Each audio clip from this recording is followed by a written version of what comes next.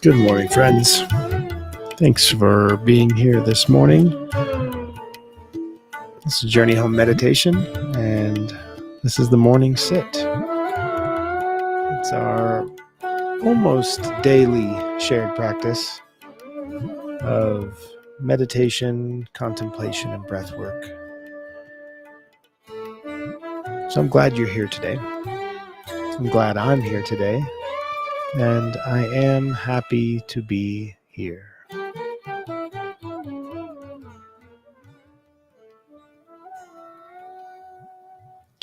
And where else would I be but here? It's something to actually go deeper into. I know that it's just a quip, but where else am I when I'm not here? And I don't mean like when I'm not in my office. Where am I? There's a world to be in, of course. Um, but when I'm here in this body right now, and I'm not quite here in this body right now, um, where does that take me? And how do I get there? So if I had this issue where I needed to be, 2,000 miles away in Ohio, well, we have developed all of these mechanisms as a society over time so that I can just get on my little computer in my hand and book a flight on my phone and show up and hop on this contraption and fly. And by this evening, I could be having made right sandwiches in Greenville, Ohio. you know, it's how I get from here to there. We created an airplane, and we created all these technical ways to put ourselves into that airplane, into that vehicle.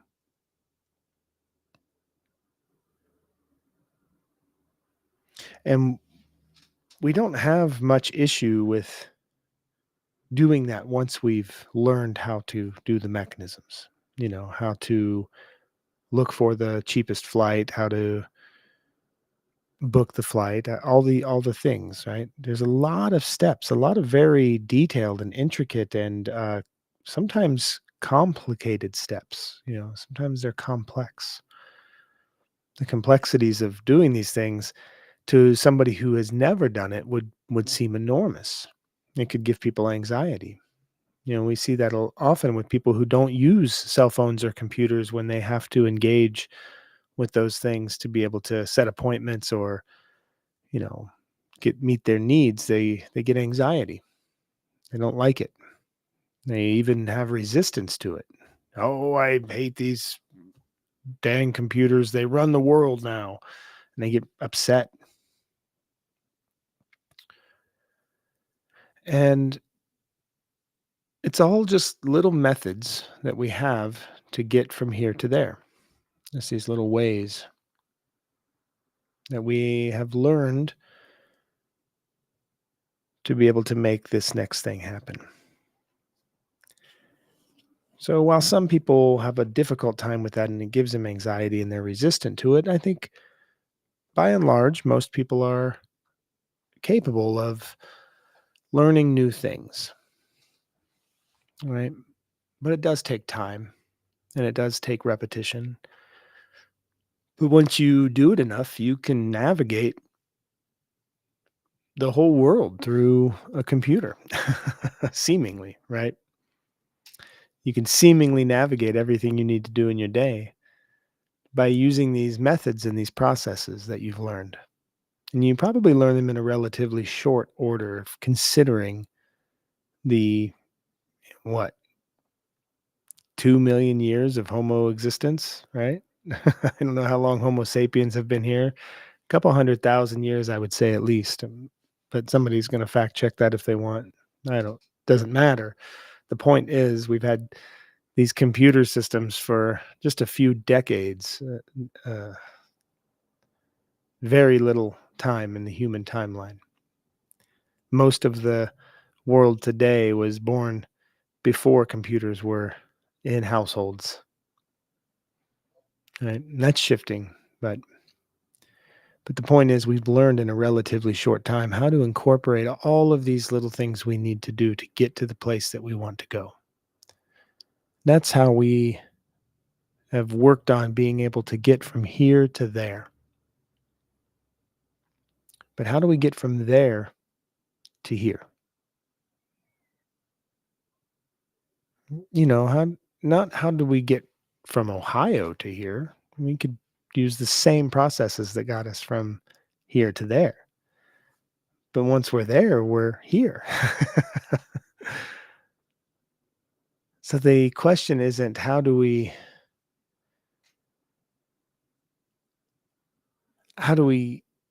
get to a new place?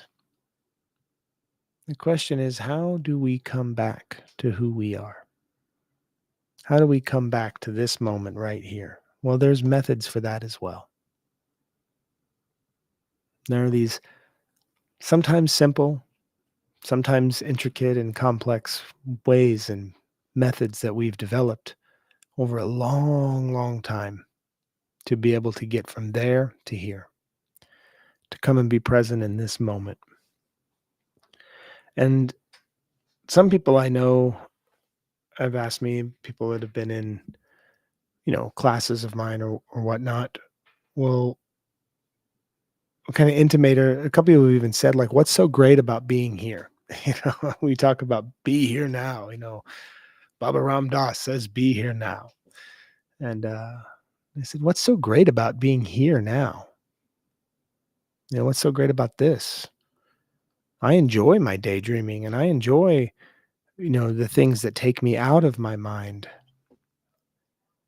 Yeah, me too. And one of the things that can take us out of our mind is absolute and total presence of being here. See, we can only go so far with certain modalities, and we can only go so far in certain planes of existence. So when we're living in that mind space, then that's where ego lives. And ego gets a bad rap, man. It gets a bad rap. Like people want to um, use ego. It's almost been weaponized, but it's just a way that we think about ourselves. That's pretty much it. It's just the way that we think about who we are, the way that we attach to and identify with who we are. And it's not always, it's funny if I were to say, "Oh, I'm the best at this, and I have the most of these things, and I'm so loved, and everybody so wants to be around me," you would say that guy's an egomaniac. But if I were to say, "I have nothing, I'm nobody, and nobody loves me, and nobody cares," the word egomaniac wouldn't necessarily come to mind. You say, "Oh, that person's depressed," or "that person has a low self-image." But the truth is, both of those elements are ego. Ego is simply the way that we center how we identify with ourselves, comparing ourselves to the world. And the danger there comes not in the identification, but in the comparison and in the insistence upon believing the identification. That's where we get stuck. And that's kind of heady. And it's a greater conversation that we could have. But the fear of being here now is often nothing to do with being here in this moment.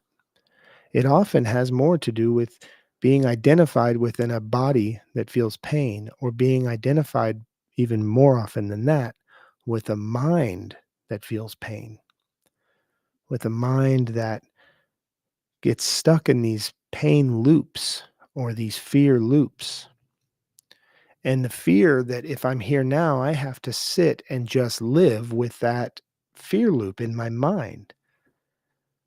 That's real. A lot of people have that. A lot of people will say, I can't meditate. My mind just keeps going and it drives me crazy. And you'll see it a lot. You'll hear it a lot in different recovery groups. People say, oh, they'll point to their head. This is a bad place for me to be. This is a bad place. But I think the confusion there is that being here in this moment right now means that you're living in that bad place, and it's not. It's living with the knowledge that that place, neither good nor bad, just is what it is, and it exists, and it is part of the experience, but it is only a part of the experience. Sort of like Thich Nhat Hanh focuses often on being the sky. You see this big, vast sky, and then a cloud comes across, and we don't identify as the cloud, right? We identify the sky. The cloud is a part of the sky. The sky is not the cloud. It's just there and it passes through. And we wouldn't say when the cloud is gone, well, there's no more sky. That cloud that was there is gone. We would more often remark that, oh, look, it's a cloudless sky. It's just sky. And it's like that with being here in this moment. Those thoughts, those repetitive things that eat at us, those things that we have developed as methods to take us from here to there, wherever there is, the anxiety about the future, the regrets about the past, the fear about what's happening around you or what's happening from a distance that you have zero amount of control. It's way out of your locus of control, but it's there, right? That's there. That's when we get from here to there. We have all sorts of methods that we develop for that too. All these fear factories that just pump out all of these reasons to walk around entrenched in fear. Fear that you're going to lose your home, fear that you're going to lose your family, fear that you're going to lose your health, fear that you're going to lose, lose, lose. And this is the driving force of a lot of our socioeconomic policies. But it also becomes on another plane of existence the driving force for our internal policies, how we identify with ourselves and the world around us. And this is where we become so isolated. This is that destination there from here is that deserted island of self.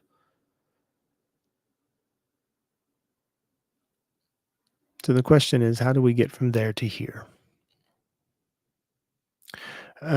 This morning, one of the reasons this came up is I opened up uh, a copy of Ram Dass's "Be Here Now," and if you've ever seen this book, the brown pages are these series of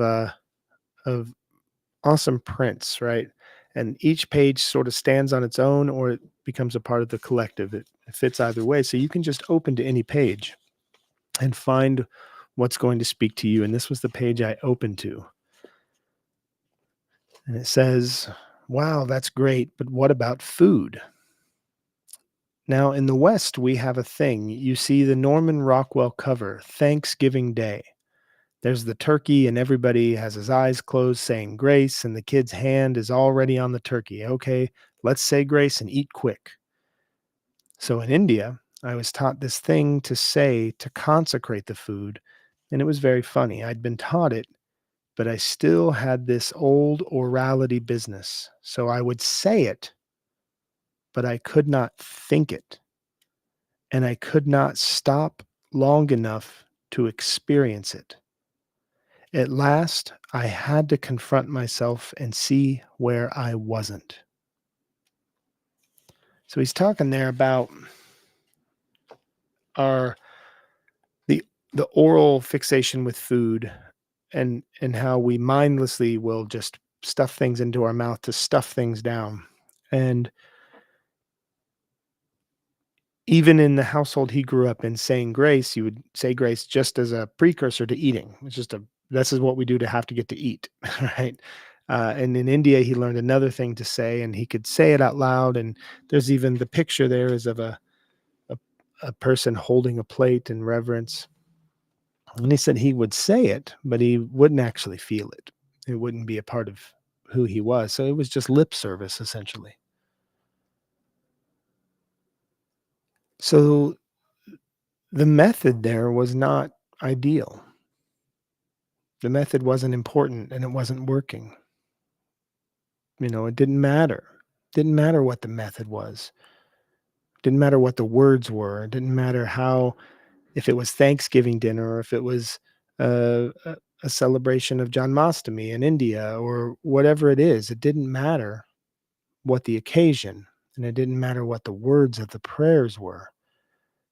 The fact is, in this, Ramdas had to recognize where he wasn't, and he wasn't present in his body in this moment at that time of prayer and eating. So, as much as we want to be here now, as the book says,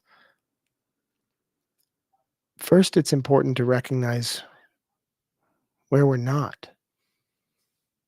How did I get there? Where was I? How did I get over there?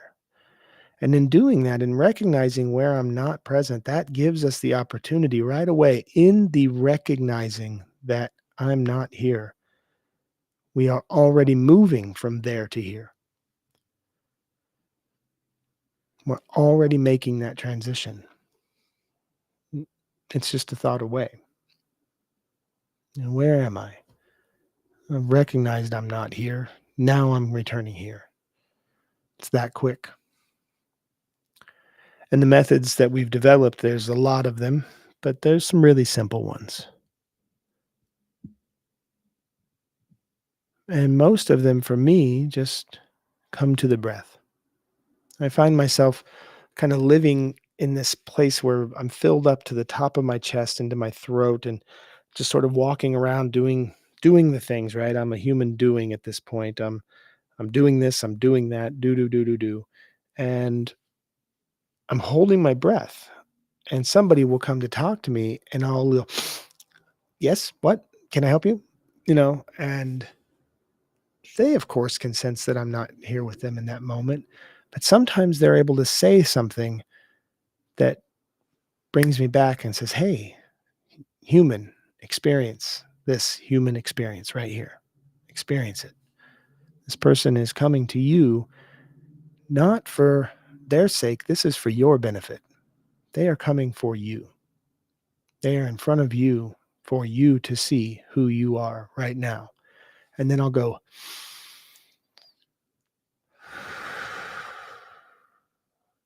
and I let that chest drop. And I just sit for a second. I say, okay, thank you for that. Can you repeat what you just said? I want to be able to make sure that I'm here with it fully. I want to be here in this moment because there's nothing that I could do that's going to fix anything. There's only in my being, in my presence, that I am going to be a part of something. It's only in that being that I'm going to be bringing and ingesting the food that's coming to me, the nourishment. And we get rushed sometimes. We get lost in the busyness. And this morning, as I was arriving here, uh, around 8 o'clock to do the morning sit, is quarter after or so. Uh, I absentmindedly was grabbing some garbage that had collected in the vehicle to throw it in the garbage can when I got inside, and I didn't think about or look at one of the items, and it was a half of a cup of hot chocolate, and I didn't realize there was any liquid in it, and ended up dumping the whole thing onto my lap in my shirt. It was frustrating. It was that, uh, the intense frustration that comes and that disappointment, and then immediately I'm thinking about, "Oh, no, now I have to do this, and I have to do that, and I have to do this. And I have to go all the way home and get clean clothes and come all the way back in here." So I grumbled and stumbled my way, back into the car and drove back out to my home. And then I realized as I was driving, like, what an opportunity. Look at how much I have to go here to there to here to there, just to be able to get something to remind myself, hey, breathe. You're a human being. Just be a human. Just experience this. It's okay. You know, no amount of frustration is going to make this easier. So why? Why give it frustration? Just experience it. And then I was able to start to breathe and just to let it go. Yeah. And my outfit is much cooler since I had to go home and change. Honestly, I don't think my shirt was matching my shorts very well.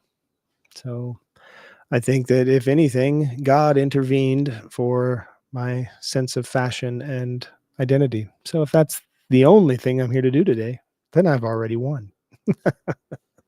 Because this fit is dripping, as the kids say. I don't know if the kids say that. Kids don't talk to me. It'd be weird if they did. Okay. But it's that thing. It's that thing that takes us from there to here. And we know where that is. We know where here is when we're not here. We just have to recognize for a second, like, oh,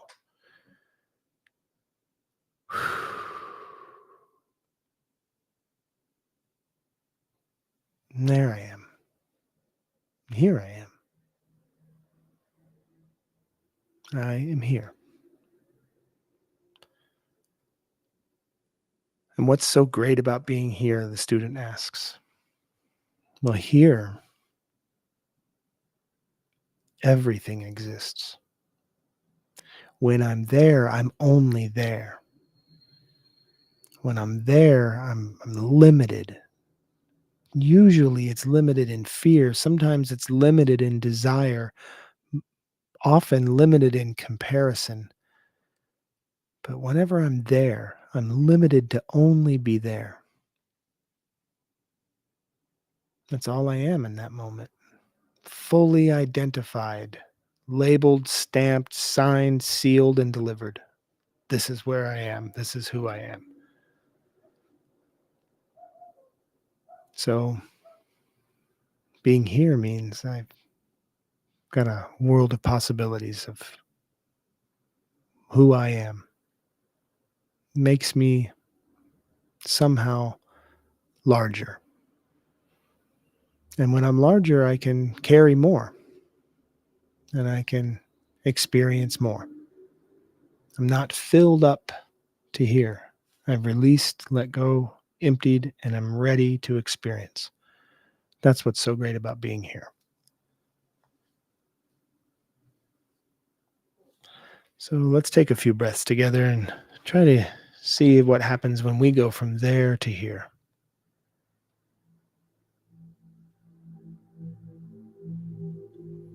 If you're seated as I am in a chair, you can place your feet flat to the floor or have your legs crossed in any number of positions. It may help to move the body just a bit before we try to slough off some of that energy that's stuck. So even just stretching the hands and the fingers, stretching that abdomen, get that abdomen all the way stretched out, because we're going to be welcoming in breath. And when we have an opening and a stretching open of a space, we can receive things more gently. So let's move our bodies out of that place of stuckness for just a moment. We don't want to get stuck there. We're getting back here. So as you prepare the body, just start to allow your spine to lengthen, your shoulders to relax, the shoulder blades coming together just slightly to open the chest and the heart. Feet flat to the floor, just relax the thighs, the legs, the groin.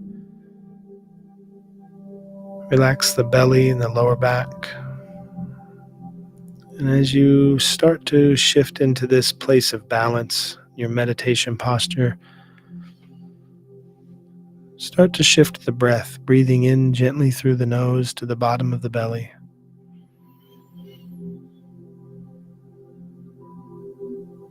And gently out of the mouth.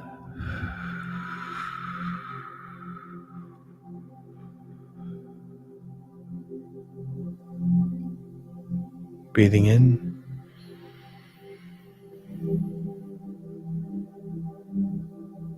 and out.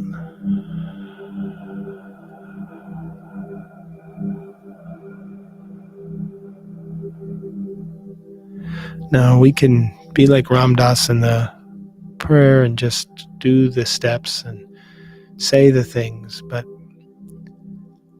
if we don't actually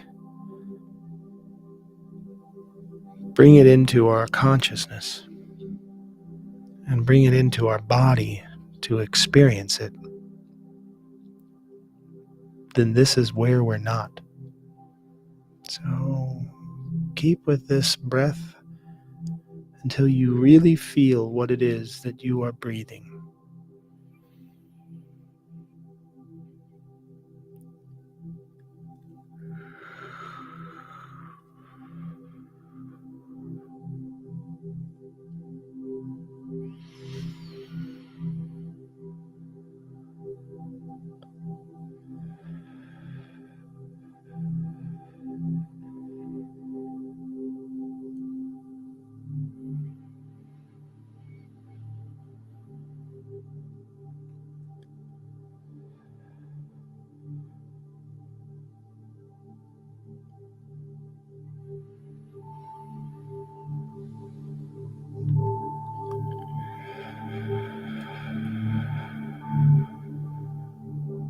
Let yourself slide into here.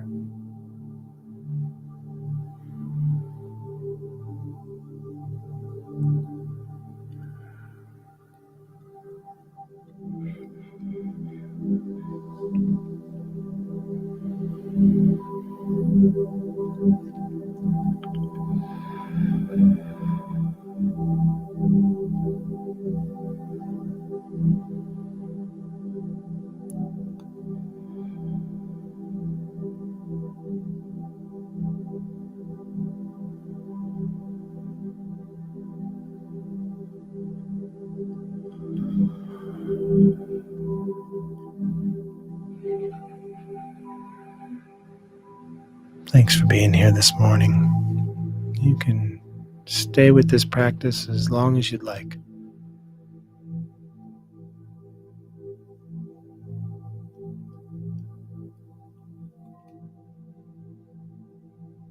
Sometimes when we believe that we only have a limited amount of time, when we don't have enough time for this or enough time for that, it's stemming from a belief that I'm not enough. By taking just these few moments, you'll witness exactly how much you are. You are fully there. You are fully present. All of a sudden, you are enough. You have enough time. It will be okay. We would do well to break out of the tragedy of living so drastically, where everything is a moment of crisis. It's not that big a deal. It's not that big a deal. Trungpa Rinpoche used to have a mantra that he would say, no big deal. No big deal.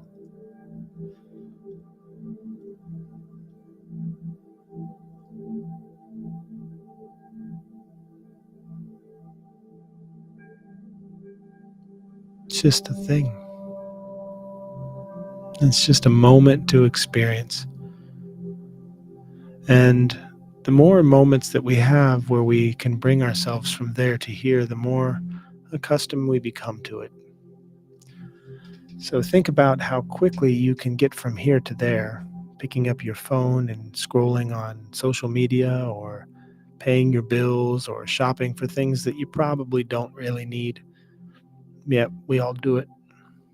We're really good at getting from here to there with efficiency. But think about if you put that same level of practice into getting from there to here, you would be proficient pretty quickly.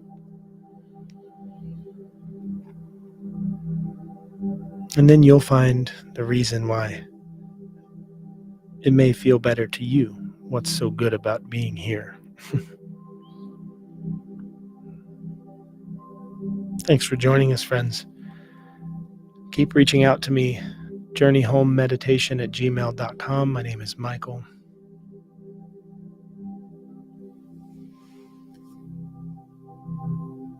Adios.